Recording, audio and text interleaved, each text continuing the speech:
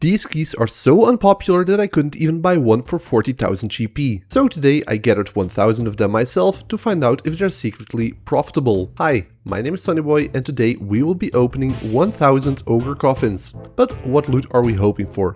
With the keys selling for just over 2k on the GE, we are mostly hoping for the bone drops.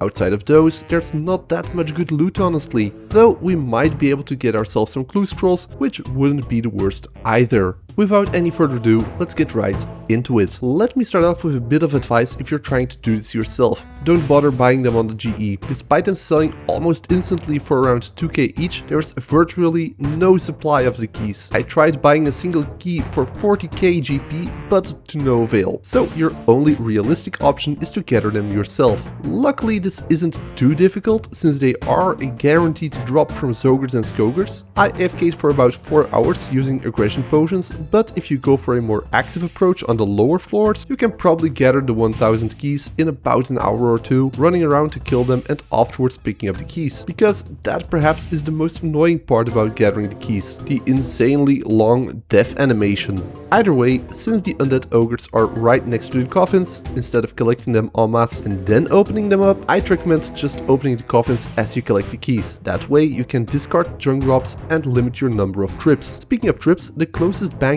is at Castle Wars, so using a ring of dueling does allow you to be just a bit faster. Though surging and diving with the mobile perk isn't that much slower if you decide to collect the keys and are opening the coffins that are outside of the dungeon. Alternatively, you could also completely skip collecting the keys and lockpick the coffins instead. Anyway, there we have it, loot from 1000 Ogre Coffin Keys. I did forget to separate my herbs before starting the opening, so apologies for that, but I can confirm that we went above drop rate on those. So add about 20k or so to the total loot value. Furthermore, I might be the first player to ever say this, but I did discover a meta to opening the coffins. Being that, once you open them, they no longer have a click hitbox. So if you align your camera correctly, you can hit 2 coffins without moving your character. But you're not here for my ramblings, you're here for profit. The drops themselves mostly consist out of the scrap items, being smaller salvages, hatchets and nails.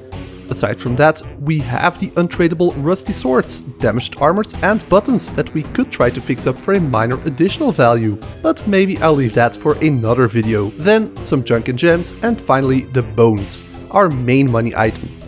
On the left is our actual loot, and on the right is what the wiki predicted. So yeah, we went a bit lucky on the Zogre bones, a bit dry on the orc bones, and perfectly on rate for the other two. But how much did we make in total? Well, the total value of all items is 4.7 million GP, bringing the value for each key to about 4k 700. If we had just sold the keys, we would have made around 2 mil. So yeah, we did double our value. Though a lot of the items are junk items and some of the bones are less common, so they might take a while to sell. Either way, profit is profit, and it is more fun than opening crystal keys, since you see the occasional quester or posty Pete. Would I recommend it though?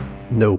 Not until the loot table gets a rework or the coffins get a banking feature. If you liked the video, please subscribe. Thanks for watching and see you next time. Bye!